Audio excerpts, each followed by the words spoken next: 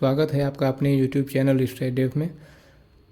आज का विषय है बांग्लादेश को लेकर के कि क्या बांग्लादेश चीन का स्ट्रैटेजिक फुटप्रिंट बनता जा रहा है, और यदि वह स्ट्रैटेजिक फुटप्रिंट बनता जा रहा है तो क्या भारत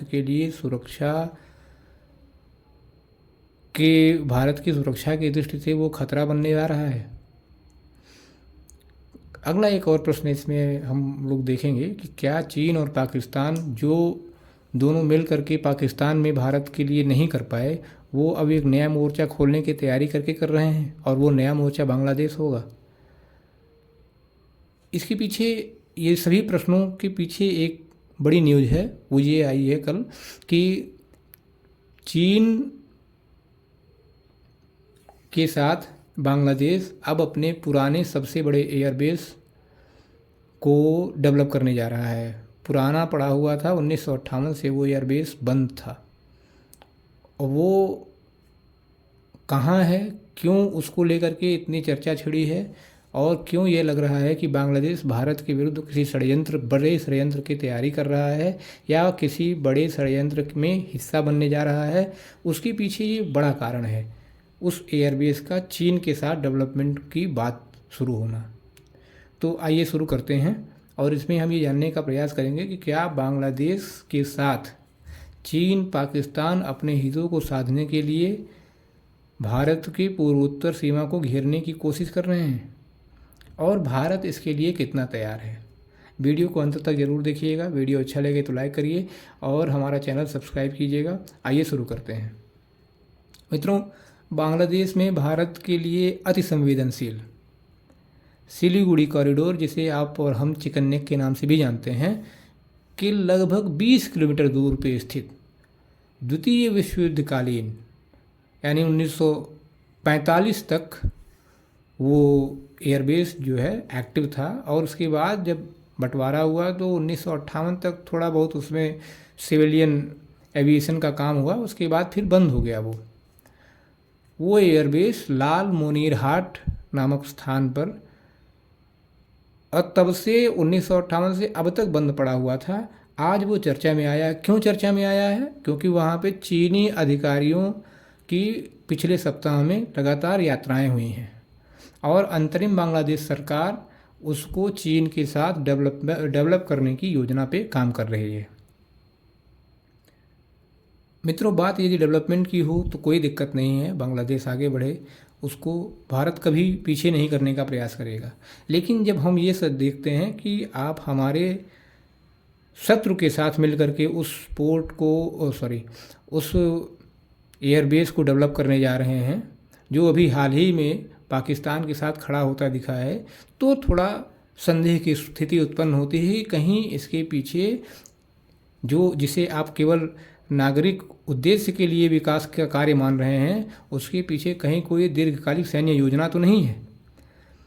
और जहां चीन शामिल हो जाता है वहां संदेह उठना स्वाभाविक है भारत के लिए, और उसके पीछे कारण भी हैं, क्योंकि चीन कभी भी भारत के संदेहों को नकारने के लिए कोई ऐसा प्रयास करता नहीं दिखा है पिछले 30-40 वर्षों में। तो एक संदेह उठना स्वाभाविक सी बात है।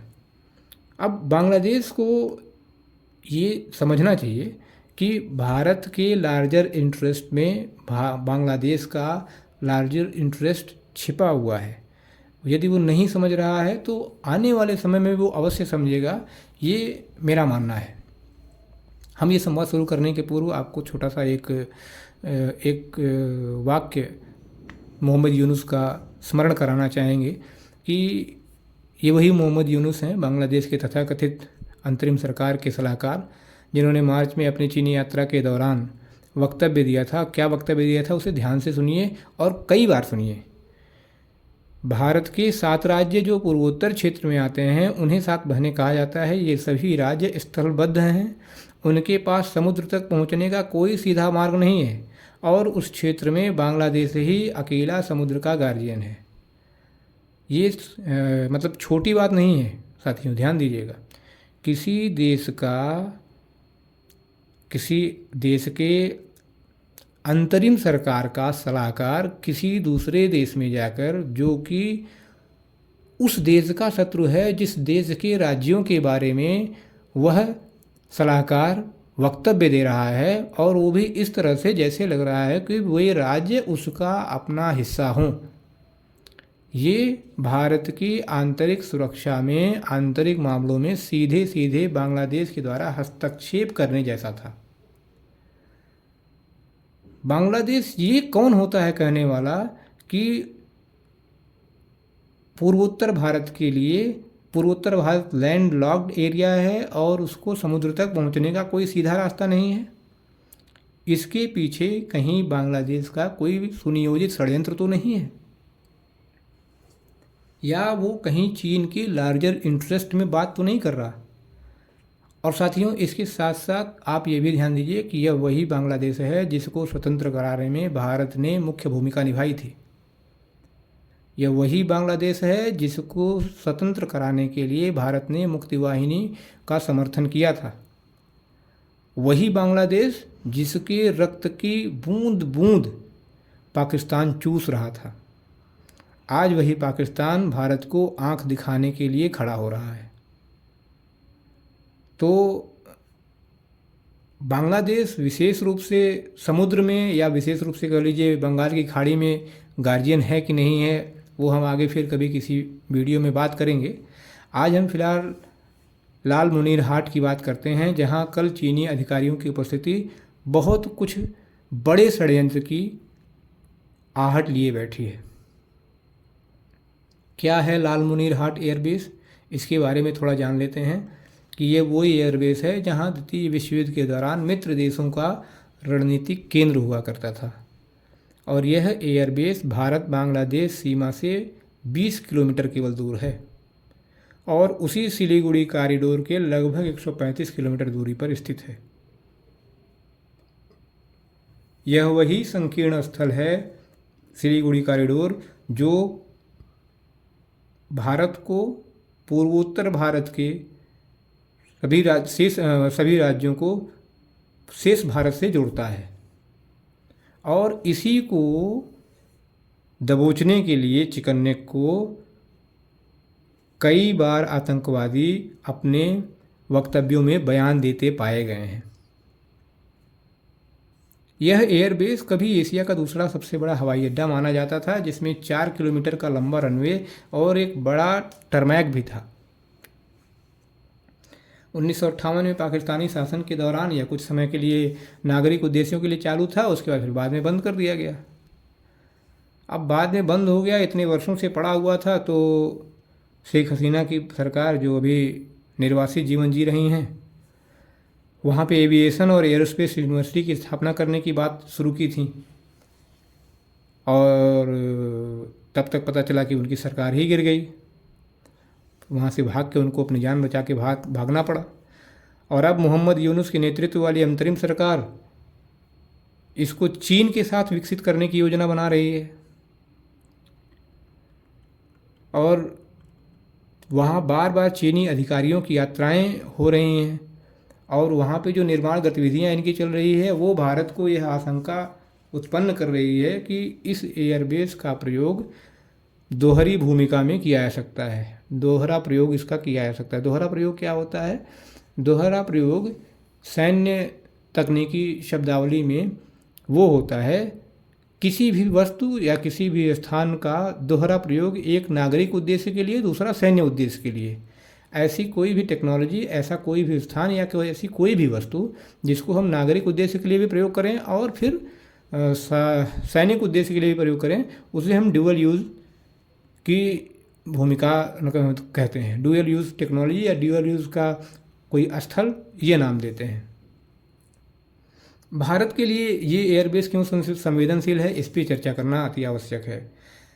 आप जानते ही हैं सिलीगुड़ी कॉरिडोर हमारे लिए बहुत अति संवेदनशील एरिया है। हमारे लिए कह सकते हैं रणनीतिक जीवन रेखा का काम करती है जो है ये गलियारा। यह केवल 22 किलोमीटर चौड़ा गलियारा भारत के पूर्वोत्तर राज्यों, अरुणाचल प्रदेश हुआ, असम हुआ, नागालैंड हुआ, मणिपुर, मिजोरम, त्रिपुरा, मेघालय, सिक्किम को देश के बाकी हिस्सों से जोड़ता है।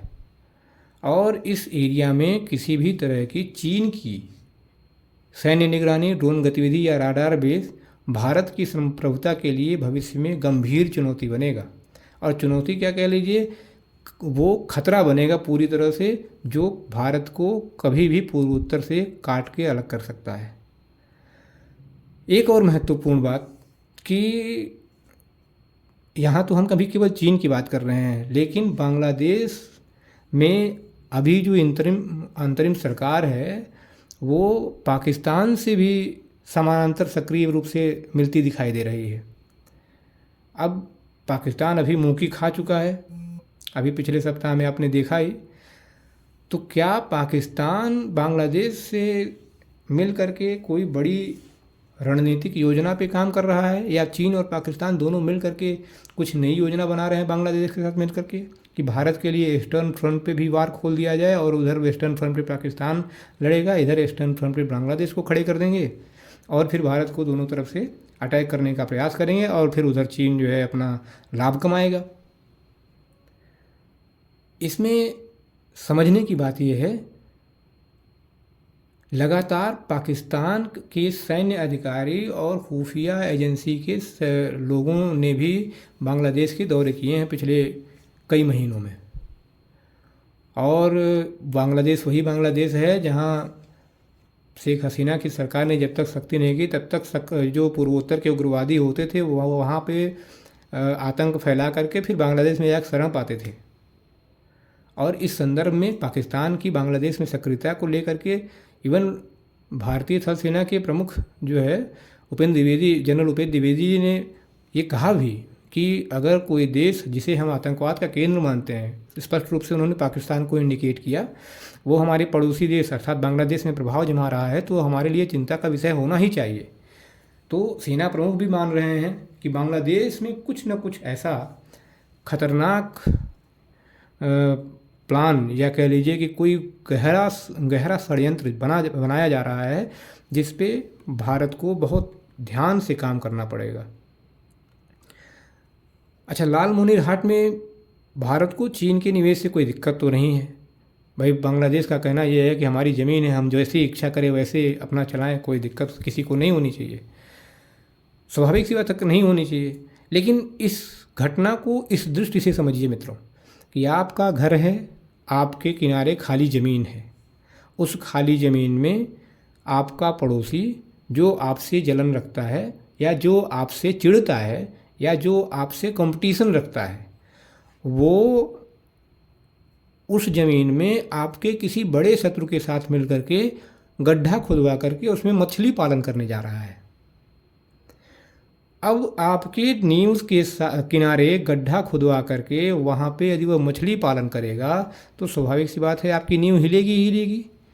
और किसी विपरीत स्थिति में यदि वह नींव ढह गई तो क्या होगा? भारत और बांग्लादेश के बीच में लालमोहनीरहाट में चीनी निवेश के द्वारा एयरबेस का डेवलप होना वही तालाब है जिस तालाब की बात मैं कर रहा हूँ कि वो बनवाया जाए और उसमें मछली पालन का उद्देश्य दिखा करके आपका घर गिराने की साजिश की जाए। अच्छा, एक और महत्वपूर्ण बात है, आपको समझ में आ गया होगा कि ये पूरा मुद्दा क्या है। महत्वपूर्ण बात यह है कि चीन का निवेश जहाँ भी होता है वो अपने लोगों को रोजगार में रखता है, लेकिन दुर्भाग्यवश वो जहाँ निवेश करता है लोग इसे समझ नहीं पाते। रंगपुर क्षेत्र, आपको हो सकता है पता हो, न पता हो तो जान लीजिए कि रंगपुर क्षेत्र लालमोहनीरहाट से थोड़ी ही दूरी पर स्थित है। वहाँ चीनी कंपनियों ने पहले से ही सोलर प्लांट, मैन्युफैक्चरिंग यूनिट्स और सैटेलाइट सिटी जैसे प्रोजेक्ट शुरू किए हुए हैं। और पाकिस्तान की ही तरह पाकिस्तान के CPEC में भी आपने देखा होगा बहुत अच्छी तरीके से खूब बढ़ा चढ़ा करके उन्होंने प्रोजेक्ट को प्रस्तुत किया और फाइनली उसमें रिजल्ट क्या आया कि उसमें चीनी इंजीनियर से लेके मज़दूर तक काम करते थे। वहाँ पाकिस्तान के लोकल्स को बहुत कम मजदूरी और बहुत कम संख्या में मज़दूरों को रखा गया, बहुत कम संख्या में इंजीनियर्स को रखा गया और फाइनली वो पैसा पूरा चीन के पास चला गया। कहने का मतलब यह है कि बांग्लादेश में भी यही स्थिति हो रही है कि लगभग सभी काम जो है चीनी कर्मचारी कर रहे हैं, लोकल लोगों की वहाँ पे भागीदारी बहुत कम है। चीन बांग्लादेश को लेकर के इतना संवेदनशील क्यों है? पाकिस्तान की दशा देख करके चीन LAC पर अपनी युद्ध रणनीति को तैयार कर रहा है और वो रणनीतिक ढांचे को मजबूत करने के लिए लगातार प्रयास कर रहा है।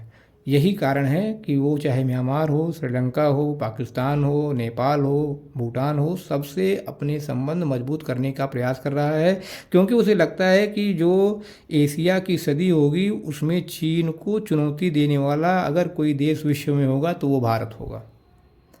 यही कारण है कि वो लगातार भारत को युद्ध में हराने के उद्देश्य से कह लीजिए, अपनी सुरक्षा बनाए रखने के उद्देश्य से कह लीजिए, एलएसी के पास अपने एयरबेस और सैन्य मूलभूत ढांचे में लगातार विकास कर रहा है। टिंगरी, लुंजे, बुरांग, यूटियन झारखंड जैसे एयरबेस को आधुनिक बनाने की प्रक्रिया उसका एक भाग है। और आजकल तो ट्विटर पे चीन के बहुत से पत्रकार चीन के शस्त्रों को दिखाते हुए फिर रहे हैं और उनका वास्तविक परिणाम हमने पाकिस्तान में देख ही लिया है। तो व्हाट्सएप पे वीडियोस वायरल हो रहे हैं, ट्विटर पे वीडियो उनके पहुंच रहे हैं कि हमारे पास ये हथियार है, हमारे पास वो हथियार है, वो कुछ और रहा होगा दिखाने के लिए, ये कुछ और है जो शत्रु के दांत खट्टे कर देगा। तो समय आने पे वो भी देख लिया जाएगा क्या स्थिति होगी। लेकिन सीमा पर J-20 स्टील्थ फाइटर चीन ने तैनात किए हुए हैं और बांग्लादेश जैसे अति संवेदनशील क्षेत्र में देश में कि वो चीन अपना डेवलपमेंट का काम यदि करेगा, भारत की संप्रभुता को ये चुनौती मिलेगी ही मिलेगी, मेरा जहाँ तक मानना है। और दूसरा महत्वपूर्ण कारण यह है कि भारत को बांग्लादेश को लेकर के चिंतित होना भी चाहिए, क्योंकि बांग्लादेश ने पिछले जब से शेख हसीना की सरकार वहाँ से समाप्त की गई है, उसके बाद से बांग्लादेश ने कोई भी एक अच्छा कार्य भारत के हित में नहीं किया। तो संदेह उठना भारत का स्वाभाविक है। अब प्रश्न ये उठता है कि ये सारी बातें तो हो गई बांग्लादेश की उस गतिविधि की जो उसने किया है, भारत क्या कर रहा है इन सब को लेकर के। तो आपको बताते चलें कि विगत 10 वर्षों में भारत ने अपने चिकन नेक में बहुत कुछ बदल दिया है। सारी चीज़ों की सूचना यहाँ पे नहीं दी जा सकती। त्रिशक्ति कोर वहाँ सिलीगुड़ी के पास स्थित है भारत का। यह कोर भारत के पूर्वोत्तर क्षेत्र की सुरक्षा के लिए रणनीतिक रूप से बहुत महत्वपूर्ण है, समझ लीजिए। और वहीं सिलीगुड़ी कॉरिडोर में ही हासीमारा एयरबेस भी हमारा है, जहाँ पे राफेल लड़ाकू विमान के स्क्वाड्रन तैनात हैं। और यह एयरबेस भारत की वायु शक्ति को न केवल पूर्वी सीमा पर मजबूती प्रदान करता है, बल्कि किसी आपात स्थिति में तेज़ी से जवाब देने की क्षमता भी रखता है। और भारत ने पूर्वोत्तर राज्यों में अब लगातार, अभी आज की सूचना है कि असम में सरकार ने 3 महीने 4 महीने का राशन एकत्रित करना शुरू कर दिया है। अब वो एक प्रिकॉशन कह लीजिए या जो भी कह लीजिए, या ये मतलब अगले 3 महीने के लिए सरकार सबको 3 महीने का राशन देने जा रही है। अब उसके पीछे क्या कारण है ये तो आने वाला समय बताएगा, लेकिन कहने का मतलब भारत को ये आभास हो चुका है कि बांग्लादेश में कोई बड़ा षड्यंत्र चल रहा है और आने वाले समय में हमने जो युद्ध पाकिस्तान में लड़ा, जो संघर्ष प्रतिकार पाकिस्तान का किया, वो हो सकता है कि हम ईस्टर्न फ्रंट पे बांग्लादेश में भी करते दिखें। क्योंकि मोहम्मद यूनुस के जो बयान हैं और उसके साथ साथ उनका जो कार्य करने का तरीका है वो लगातार भारत विरोधी बनता जा रहा है। और यह न केवल पूर्वोत्तर सीमा पर केवल सुरक्षा चुनौती के रूप में सामने आ रहा है, बल्कि अब एक भू राजनीतिक मोर्चा बन रहा है। और स्वाभाविक है कि भारत इनसे ठीक उसी तरीके से निपटेगा, मेरा मानना है, जिस तरह से भारत ने पाकिस्तान से निपटने का प्रयास किया है। हमें अपनी रणनीति बदलनी होगी। आवश्यकता पड़ने पर चिकन नेक का विस्तार जरूरी है। चिटगांव पोर्ट, जैसा इन्होंने कहा था कि पूर्वोत्तर भारत के पास कोई समुद्री मार्ग नहीं है, तो चिटगांव पोर्ट से हम क्यों न पूर्वोत्तर भारत को एक समुद्री मार्ग दे ही दें। एक यह भी विकल्प होगा। आने वाले समय में क्या विकल्प भारत के लिए उपयुक्त होगा वो देखने की बात होगी। हम इस पे अपडेट आपको देते रहेंगे। आप इस वीडियो को लाइक करिए, सब्सक्राइब करिए, हमारे चैनल को शेयर करते रहिए और भारत की सुरक्षा के लिए ध्यान करते रहिए। जो लोग भी हमारे शत्रुओं के बारे में बात कर रहे हैं उनको उन्हीं की भाषा में जवाब देने का समय आ रहा है। एक नागरिक के रूप में आपका कर्तव्य है, हमारा कर्तव्य है कि जो सुरक्षा को चुनौती दे उसको तत्काल वहीं चुनौती दे दीजिए। अब रिटेलिएट करने का समय है और बिल्कुल समय बिना गंवाए ये काम करने की आवश्यकता है। आपको धन्यवाद, आपने ध्यान से सुना। हम अगली वीडियो में फिर मिलेंगे। नमस्कार।